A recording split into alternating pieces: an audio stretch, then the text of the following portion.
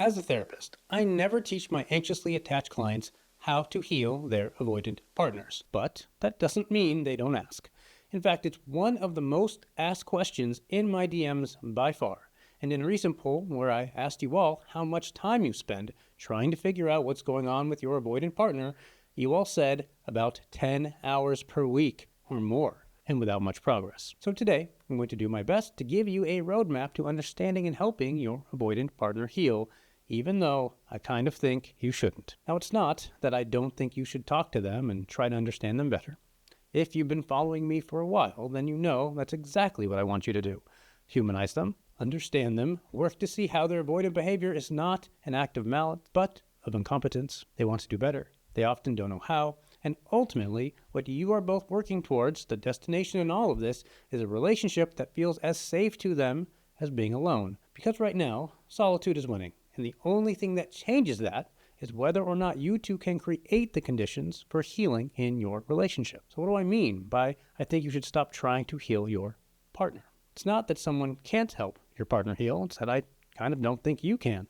When I meet the partners of avoidance over and over again, what is clear to me is that they are not in a place to help an avoidant heal, even though they desperately want to. That doesn't mean they can't get there. It's just that most of them aren't there yet. Now, in part, this is due to the simple fact that most people date their mirror. You are very likely to be equally as dysregulated and raw and emotionally immature as your partner. That's just the way it works. We are drawn to people who trigger us, who are equally as insecurely attached as we are, so it makes sense that you cannot help them heal because you have healing of your own to do. What if you did do the healing on your own? You learn to regulate, you manage your triggers, you see the bigger picture. Can you then actually create conditions where the healing becomes possible for the both of you? What would that even look like? Well, in one sentence, it's creating the opposite of the environment that created an insecure attachment in the first place. If you have an insecure attachment, anxious or avoidant, then you were raised in an environment that lacked emotional safety and an opportunity for proper co-regulation. So for you to create the conditions for healing in your relationship, you must do the opposite. Create emotional safety and learn to co-regulate with your partner. Let's break down what that really looks like. Now, there's a reason most couples never actually create the conditions for healing that they need, and it's not because they don't love each other enough. Most people think emotional safety means you never get triggered, you never get upset, or you never disappoint each other. Well, that's not emotional safety, that's a fantasy. Real emotional safety is just about meeting 3 needs. The first need is feeling like I matter. Knowing that my feelings are valid to you and that my needs matter to you. That my inner world is interesting to you. That when I share something vulnerable, you don't minimize or mock it or store it away to use against me later. I need to know that I'm not too much. That being in a relationship with me is something you would choose and choose again. The second need is availability. That when I reach for you, I know you'll respond. Not perfectly, not instantly, but I know you will. That you're emotionally reachable. That closeness doesn't cost me a fight. I don't have to perform or escalate or fall apart just to get your attention. That you show up before I'm in crisis. You might even know what I need, even when I don't. The third need is repair. That when things get messy, and they will, there's a path back to each other. That I know rupture is not the end, and that I don't have to be afraid of hard conversations because I trust that we will find our way back. That your love is not so fragile that one difficult moment could shatter it. Those 3 things, mattering, availability, and repair, when done consistently and over time, are what teach a nervous system that closeness is safe. And when they're missing, insecurity isn't a flaw. It's a completely rational response to an unpredictable environment. Now, I know what you're going to say. I already do those things. I want those things. It's my avoidant partner who doesn't show up. I am great at validation. In fact, I'm the one making sure their needs matter. This is what emotional safety looks like when you're doing it right and when you're not.